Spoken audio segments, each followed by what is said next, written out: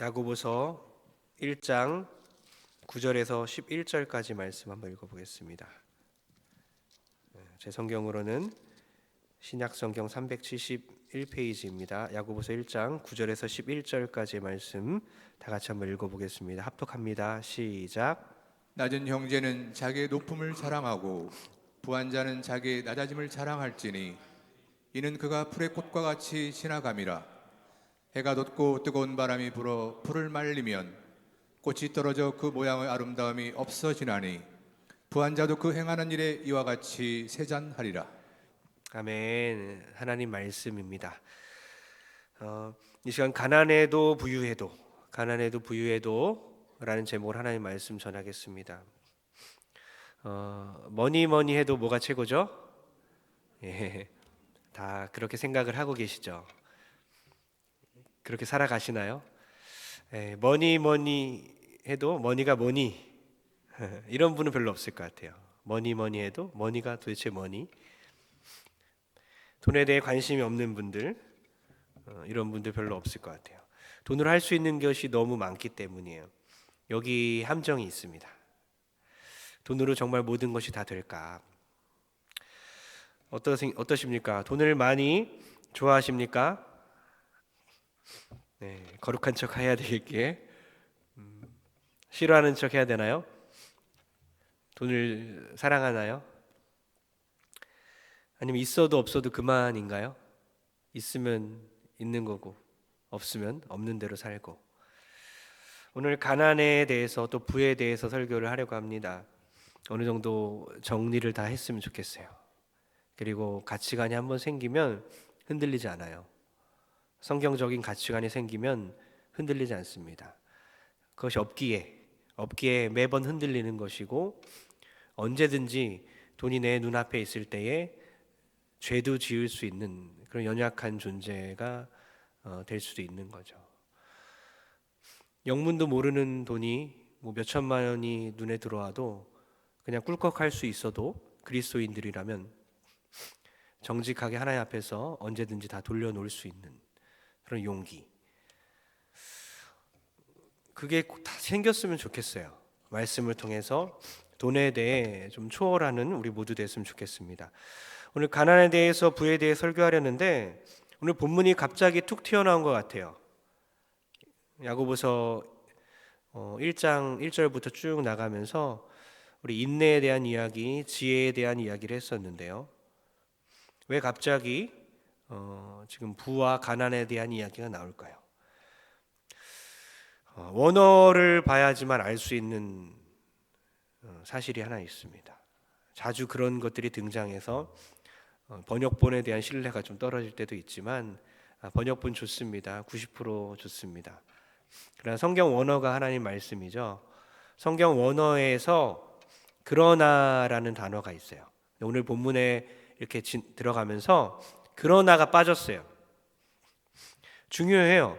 왜냐하면 그러나가 없으면 야고보는 좀 여러 가지의 그냥 중요한 이야기를 하나보다, 주제가 바뀌었나 보다, 갑자기 가난과 부이구나, 그러나라고 했기 때문에, 접속사 그러나가 지금 있기 때문에 앞에 있는 내용과 연관이 된다는 것이죠. 그러나 낮은 형제는 자기 높음을 자랑하라. 이 그러나가 있기 때문에 앞에 1절부터 계속 연결되는 내용이라는 겁니다. 별개의 내용이 아니에요. 그러니까 이렇게 연결되는 거죠. 수많은 시험들이 찾아오고 있고 우리 그리스도인들은 인내해야 합니다. 인내하려면 지혜가 필요합니다. 우리의 힘으로 할 수 없습니다. 지혜를 하나님께 구하십시오. 구하는 우리에게 꾸짖지 아니하시고 후히 주십니다. 그 수많은 그 시련 가운데 인내해야 하고 인내하려면 지혜가 필요합니다. 이러면서 그러나 이렇게 되는 거죠. 그래서 그 수많은 시험거리 중 하나인, 가장 큰 시험거리인 돈에 대한, 가난과 부유함에 대한 이야기로 연결이 되는 거예요. 그러니까 오늘 설교를 통해서 그리스도인들에게 가장 큰 시험거리가 돈인데, 가난함 또 부유함인데, 오늘 설교를 통해서 뭐니 해도 머니가 아니라 뭐니 뭐니 해도 주님, 뭐니 뭐니 해도 말씀, 이렇게 돈에 대한 모든 시험을 극복하는 지혜를 얻는 시간 되길 주님의 이름으로 부탁드립니다. 먼저 9절 한번 읽어보겠습니다. 9절입니다. 시작. 낮은 형제는 자기의 높음을 자랑하고 가난한 형제가 자랑해야 할 것이 있다고 하고 있어요. 가난한 사람이 자랑할 게 뭐 있을까요? 가난한 형제와 자매는 자랑할 것이 있다. 자랑하라 라고 말씀을 하고 있습니다. 지금 야고보 사도가 그리스도인들에게 권면을 하고 있습니다. 왜죠? 그 당시 그리스도인들이 가난하기도 하고 신분적으로도 낮은 위치에 있었기 때문이에요. 그래서 낮은 위치에 있는 자들아, 그 뜻은 가난하고 또 물질적으로나 육체적으로나 약한 낮은 위치에 있는 자들아 자랑하라 라고 말하고 있는 거예요.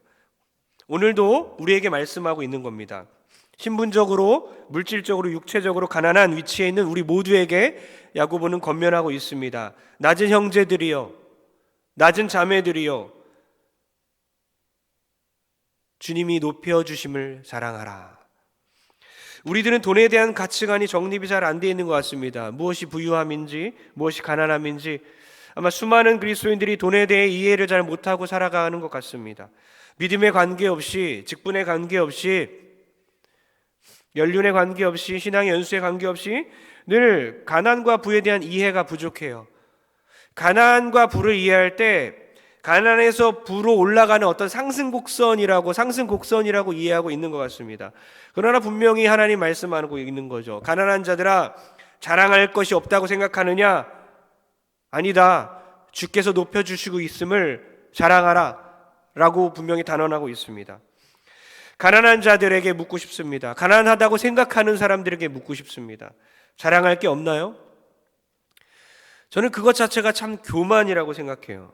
그러니까 부유한 사람들이 떵떵거리는 게 교만이 아니라 반대로 가난하다고 생각하는 사람들이 나 가난하기 때문에 자랑할 게 없어. 이것이 상당한 교만이에요. 부자보다 가난한 사람들이 돈 우상에 더 빠져 있을 수 있습니다.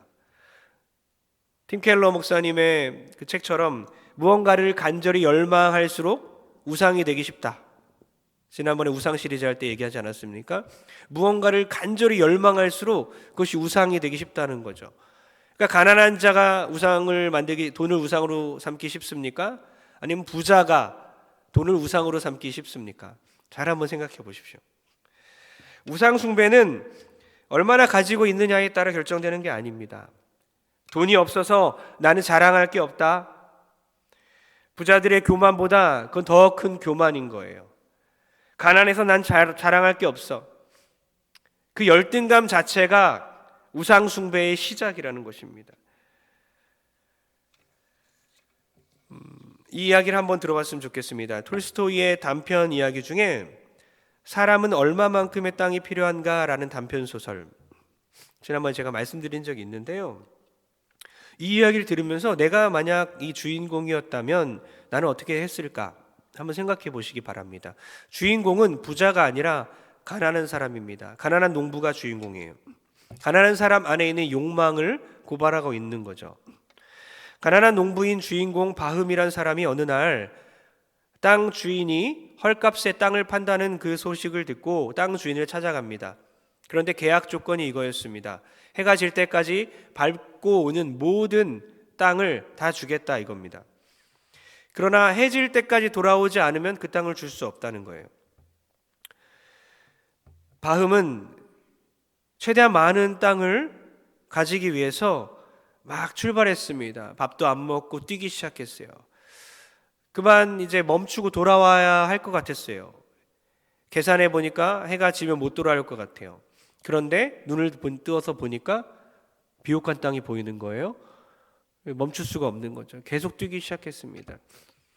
뛰다 보니까 해가 뉘엿뉘엿지기 시작했어요. 깜짝 놀랐어요. 이러다가는 땅을 못 가지겠다 싶어서 뒤돌아서 뛰기 시작했습니다. 죽도록 뛰었어요. 죽도록 뛰어서 처음 시작점에 겨우 도달했습니다. 그런데 어떻게 된지 아십니까? 이 이야기를 아시는 분 아시죠? 네, 죽었어요. 심장마비로 죽어버렸습니다. 정신을 잃고 쓰러져 죽어버렸어요. 그를 불쌍히 여긴 주인이 그를 땅에다가 이렇게 묻어줬습니다. 이렇게 말을 하는 거죠. 그에게 필요한 땅은 딱 그가 묻힐 만큼의 땅이었다. 그러니까 인간이 내가 돈이 없다고 욕심이 없는 게 아닙니다. 오히려 그 내면 깊은 곳에서 부에 대한 욕망이 있어요. 나는 아직 부유하지 않아서 안전하다고 생각하시면 안 되는 거예요. 내가 지금 가진 것에 대해서 충만하지 않냐고 만족하지 않는 것 자체가 우상 숭배의 시작이고, 돈에 대한 열망이 많으면 많을수록 우상에 빠지기 쉬운데, 그것은 부유한 자나 가난한 자나 상관없이 오히려 가난할수록 더 우상 숭배에 빠지고 있을 수 있다는 것이죠. 가난하다고 생각하는 모든 사람들에게 묻고 싶습니다. 주님을 자랑했으면 좋겠습니다. 주님께서 오히려 자랑하라고 하는 거예요. 가난한 모든 사람들에게 자랑하라. 가난할 때 얼마나 유익한지 아십니까? 윌리엄 빌링스가 말하는 걸 한번 들어봤으면 좋겠습니다. 다 같이 한번 읽어보겠습니다. 시작. 궁전이나 저택에서 찾지 말고 왕의 휘장도 들추지 말라. 마국간에 가면 밀집해 놓으신 너의 하나님을 보리라. 윌리엄 빌링스가 말한 거예요. 가난한 사람들에게만 볼 수 있는 것이 있습니다. 바로 주님이시죠. 가난할 때 보이는 게 있어요. 주님의 은혜입니다. 가난할 때만, 비천할 때만 영적으로 보이는 곳이 있습니다. 바로 비천에 처하신 예수 그리스도의 십자가가 보이는 것이죠. 여러분, 가난함을 즐거워했으면 좋겠어요. 주를 볼 수 있기 때문이죠. 아버지를 볼 수만 있다면 내가 평생 가난해도 좋습니다. 이런 고백으로 살았으면 좋겠습니다. 그러나 주님께서는 가난함에 처한 자들에게 주님을 보는 것만 뿐만 아니라 더 큰 은혜를 주시는데요, 가난한 자들을 높이시는 거예요. 먼저 우리를 그리스도로 말미암아 새로운 피조물이 되었다고 하십니다. 우리 그리스도인들 가난해도 좋은 이유는 우리가 새로운 피조물이 되었어요. 모든 것을 가진 자가 되었다는 것입니다. 빌립보서 2장 6절에서 11절은 예수 그리스도의 비하, 낮아짐과 승귀, 높이시는 내용을 나옵니다. 예수님이 얼마나 낮아지시고 어디까지 또 높아지시는가를 잘 요약해 놓은 것이 빌립보서 2장 6절에서 11절까지의 내용이에요. 그는 근본 하나님과 본체시나 하나님과 동등됨을 취할 것으로 여기지 아니하시고 오히려 자기를 비워 종의 형체를 가지사 사람들과 똑같이 되었고, 성육신이죠. 사람의 모양으로 나타나사 그 자체가 낮아짐이죠. 자기를 낮추시고 죽기까지 복종하셨으니 십자가에 죽으심이라. 십자가까지 지셨어요. 완전히 낮아지신 거예요. 그리고 죽으셨잖아요. 그러니까 주님께서는 이 땅에 내려오셨고 십자가에 자기를 달려 돌아가셨고 또 장사 지낸 바 된 거예요. 계속 낮아지셨어요. 완전 내려놓으시고 또 내려놓으시고 낮아지셨다는 것이죠. 그 다음 이제 중요한 구절이 나오는 거죠. 이러므로 하나님이 그를 지극히 높여서 모든 이름 위에 뛰어난 이름을 주사 하늘에 있는 자들과 땅에 있는 자들과 땅 아래에 있는 자들로 모든 무릎을 예수의 이름에 꿇게 하시고 모든 입으로 예수 그리스도를 주라 시인하여 하나님 아버지께 영광을 돌리게 하셨느니라. 아멘. 예수 그리스도의 승귀, 예수님을 하나님 아버지께서 높이신 것이죠. 죽기까지 복종하셨고 완전히 낮아지셨기 때문에 높아진 일만 남았다는 것입니다. 그를 하나님께서 높이시고 모든 무릎이 그 앞에 복종하고 예수 그리스도를 주라 시인하고 통치자다, 우리의 구원자이시다, 주인이시다, 그를 높이기 시작했다는 거죠. 여러분, 그리스도가 비천함에서 높아지셨던 것처럼, 그리스도가 낮아졌다가 높아지신 것처럼 우리도 그날에 높여지실 줄 믿습니다. 이것을 자랑하라는 것입니다. 가난한 자들에게 지금 당장은 우리가 가난하고 계속해서 가난할지 모르겠지만, 이 가난함은 끝이 없을지 모르겠지만 목표가 부유함이 아니었으면 좋겠다. 가난할 때에 주께서 당신을 높여줄 것을 자랑했으면 좋겠다. 그 높여짐이 뭐냐? 그리스도가 높아지신 것처럼 우리의 신분이 높아지고 우리가 하늘에 올라가서 하나님 보좌 우편에 함께 앉은 것을 기뻐하라는 것입니다. 그것이 이제 계시록 3장 21절입니다. 다 같이 한번 읽어보겠습니다. 시작. 이기는 그에게는 내가 내 보좌에 함께 앉게 하여 주기를 내가 이기고 아버지 보좌에 함께 앉은 것과 같이 하리라. 아멘. 하나님 아버지 보좌에 함께 앉은 것 같이 하나님께서 우리를 높여주시는 겁니다. 신분 상승을 이렇게 하는 거예요. 이 땅에서가 아니라 천국에서 하는 것입니다. 가난한 형제 자매들이여, 오늘 야고보가 말한 것처럼 똑같은 말씀을 전합니다. 가난한 형제 자매들이여, 주께서 우리를 높여주실 것을 기뻐하는 우리 모두 되길 주님의 이름으로 축원합니다. 두 번째 중요한 것은 부유한 자는, 이제는 부유한 자들에게 말하는 거예요. 낮아짐을 자랑하라. 가난한 자들아 주께서 높여주심을 자랑하라. 부유한 자들아 낮아짐을 자랑하라. 우리 10절 한번 읽어보겠습니다. 10절입니다. 시작. 부한 자는 자기의 낮아짐을 자랑할지니. 아멘. 부한 자들아 자기의 낮아짐을 자랑하라. 이런 말이에요. 하나님께서 당신을 낮추실 때에 기뻐하십시오. 지금 부한 자라고 했어요. 우리가 얼핏 생각하기에는 가난한 자들은 형제라고 했는데 왜 부한 자라고 하지? 그러면 이방인을 말하는 것인가? 부한 자들은 형제가 아닌가? 부한 부자들, 나쁜 부자들을 말하는 건가? 그 말이 아니에요. 똑같은 표현입니다. 부유한 형제와 자매야 라고 똑같이 말하고 있는 겁니다. 생략된 것 뿐이죠. 부유한 형제들아, 부유한 자매들아, 주께서 당신을 낮추실 때에 기뻐하라 라고 말씀하는 거예요. 여기서 어떻게 생각합니까? 우리는 부유하지 않으니까 이건 나랑 상관없는 것 같아. 부유한 저 사람들. 좀 그렇게 생각하지 않습니다. 이 당시에 GDP가 얼마인지 모르겠지만 그냥 단순하게 생각했으면 좋겠어요. 물질로 인해 별로 어렵지 않다. 물질적으로 충분한 여유가 있다. 어쩌면 요즘 현대인들은 다 좀 부자 아닌가요? 아니에요? 네. 가난하다고 생각하는 거 아닌가요? 한 번도 가난한다고 생각한 적이 없는데 저는 밥을 먹을 수 있으면 부자 아닌가요? 한번 생각해 보세요. 언제부터 가난하다고 생각하기 시작했는지, 정말 가난한 게 가난인지, 아니면 남들보다 못 살기 때문에 가난하다고 생각하기 시작한 건지. 그러니까 밥을 못 먹는 사람이 없는데 나름대로 여가 생활을 즐기지만 그 여가 생활을 즐기는 수준의 낮음 때문에 가난하다고 생각하는 거잖아요. 차가 있다면 차가 좀 남들보다 좀 저렴하면 가난하다고 착각하는 거죠. 어떻게 보면 우리 모두가 들어야 할 말씀입니다. 혹시 물질적으로 조금 좀 괜찮아지고 먹고 살 만큼의 돈이 있는 모든 사람들은 꼭 들으십시오.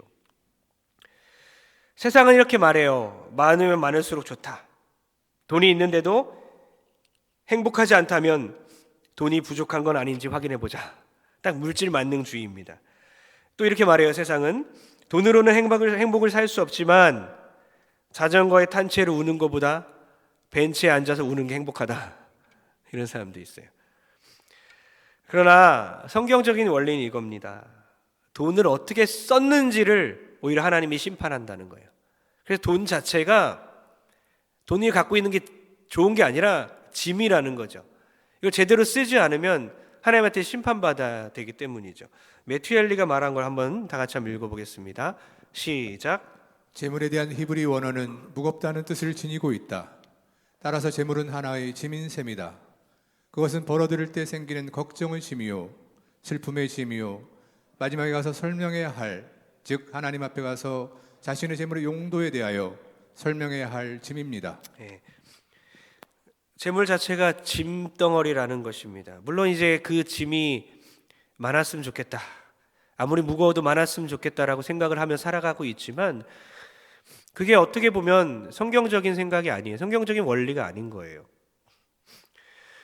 부하다고 행복할 수 없고요. 부하다고 자신이 죄인인 것을 바꿀 수가 없습니다. 부유함이 나의 죄된 본성을 바꿀 수가 없는 거예요. 감방에 다 들어가 있는데 그 안에서 아무리 맛있는 음식을 먹고 살아도 그곳은 감방인 거죠. 감옥인 겁니다. 아무리 좋은 음식을 거기서 먹고 좋은 것을 하고 있어도 감옥에서 살고 있다면 그것은 감옥이에요. 자유가 없는 곳이란 겁니다. 그곳에서 서열도 있겠고 먹는 것은 차이가 있겠지만 공동의 목표는 출소하여 자유를 얻는 거예요. 그러니까 우리 모두가 죄인인데 돈으로 우리가 죄인임을 면하는 것이 아니라는 것입니다. 그리스도의 은혜로 자유를 얻었기에 우리가 기뻐할 수 있다는 것입니다. 우리가 주께서 우리가 죄인임을 알게 하실 때마다 우리는 기뻐해야 되는 것입니다. 나의 소유가 죄인인 나의 신분을 바꾸지 못한다라는 것입니다.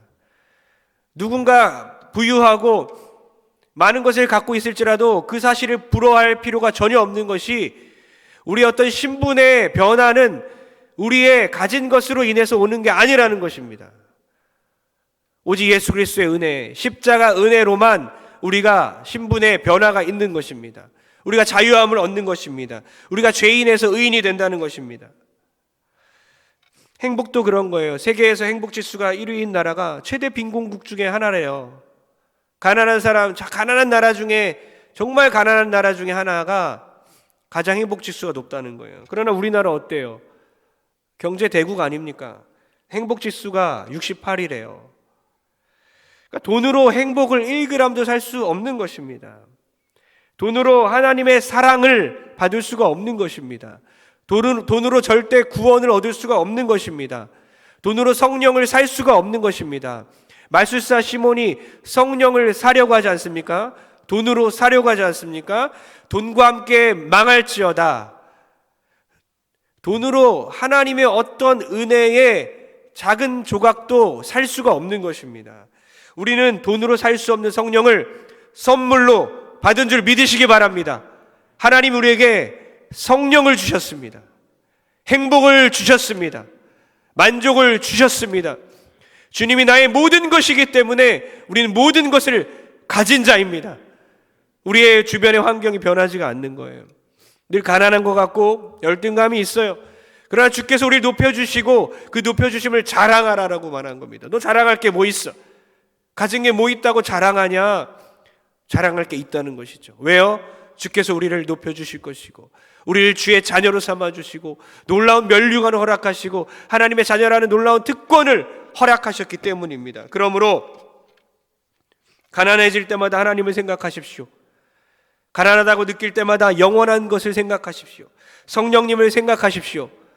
그래서 우리가 하나님께서 우리의 부를 가져가실 때마다 우리의 물질을 가져가실 때마다 우리를 낮아지게 만들 때마다 그것을 자랑하라. 왜냐하면 그렇게 해야 우리가 더 주님을 믿기 때문이다. 우리 육체를 연약하게 만드실 때마다 우리에게 문제를 주실 때마다 그것을 더 자랑하라. 왜죠? 주님을 더 바라보게 하기 때문이라는 겁니다. 영원한 것을 바라보게 하기 때문입니다. 부한 자에게 주께서 그들을 낮추실 때 자랑하라. 왜냐? 불의 꽃과 같이 모든 것이 지나감이라. 부자도 사라지고 부유함도 사라진다. 부유함과 함께 모든 것은 다 사라진다. 여러분, 우리는 늘 정도를 걸어야 합니다. 인간은 두 개의 구덩이에 늘 빠지는 것 같아요. 낙심이란 구덩이와 교만이란 구덩이에 우린 자주 빠집니다. 오늘 어때요? 어디 빠졌습니까? 한번 생각해 보세요. 난 지금 교만에 빠져 있나? 아니면 낙심에 빠져 있나? 어떻게 둘 중에 하나에 꼭 빠져 있어요. 둘 다 안 빠져 있는 사람들이 많아야 하는데 가만 보면 낙심하는 분들이 많고 또 가만 보면 교만에 빠져 있는 분이 있고 둘 다 아니고 평안에 온전히 처해 있는 평안한 사람들이 많았으면 좋겠습니다. 그래서 제가 좋아하는 아굴의 기도 잠언서 30장 한번 읽어볼까요? 아굴의 기도 7절과 9절까지 시작. 내가 두 가지를 주께 구하였사오니 내가 죽기 전에 내게 거절하지 마시옵소서. 곧 헛된 것과 거짓말을 내게서 멀리 하옵시며 나를 가난하게도 마옵시고 부하게도 마옵시고 오직 필요한 양식으로 나를 먹이시옵소서. 혹 내가 배불러서 하나님을 모른다 여호와가 누구냐 할까 하며 혹 내가 가난하여 도둑질하고 내 하나님의 이름을 욕되게 할까 두려워함이니이다. 아멘. 가난하게도 마시고 부하게도 마시고 필요한 양식으로 나를 먹이시옵소서. 내가 죽기 전에 이거를 꼭 거절하지 마시고 꼭 들어주십시오. 여러분, 이거는 필사각오의 기도가 여러분의 오늘 기도가 되었으면 좋겠습니다. 이 아굴의 기도가 여러분의 기도였으면 좋겠어요. 아굴의 기도 정말 저도 좋아하는데요. 하나님, 내가 부자가 되게 하옵소서. 이것이 아니라, 가난을 면하게 하옵소서. 이것이 아니라, 하나님, 가난하게도 마시고 부하게도 마시옵소서. 이유는 필요한 양식만 주옵소서. 왜냐? 하나님, 내가 교만할까 두렵습니다. 너무 가난해서 죄를 질까 봐 두렵습니다. 주님, 온전히 주님이 주신 필요한 양식으로 감사하며 살게 하옵소서. 저는 이것을 평안을 구하는 기도라고 생각하는 거예요. 두 극단으로부터 피할 수 있는 기도, 낙심으로부터도 피하고 교만으로부터도 피하는 이 평안을 구하는 기도. 여러분, 이카루스의 날개, 저번에 한번 제가 말씀드렸죠. 로마 신화에 나오는, 그리스 로마 신화에 나오는 이카루스의 날개. 인간의 헛된 욕망을 빗대어서 지어낸, 그런 빗대어 말하는 그런 이야기입니다. 그리스 신화에서 발명가 다이달로스는 아들 이카루스가 감옥에 갇혔을 때 그를 이제 탈옥시키기 위해서 날개를 하나 만들어 주죠. 날개를 만들어 주는데 그 날개를 밀랍으로 만듭니다. 날개를 밀랍으로 이렇게 붙여요. 그러면서 이렇게 말을 하죠. 너무 높이 날지 마라. 너무 높이 날면 태양열에 밀랍이 녹아서 추락할 수도 있다. 그러나 반대로 너무 낮게 날지 말아라. 너무 낮게 날으면 날개가 바닷물에 젖어서 또 추락할 수도 있다. 그래서 날개를 달아줬어요. 근데 이제 이카루스가 날개를 달고 날아가는데 너무 기쁜 나머지 하늘 높이 올라가기 시작했어요. 그러다 어떻게 합니까? 날개가 녹아서 추락합니다. 그래서 죽었어요.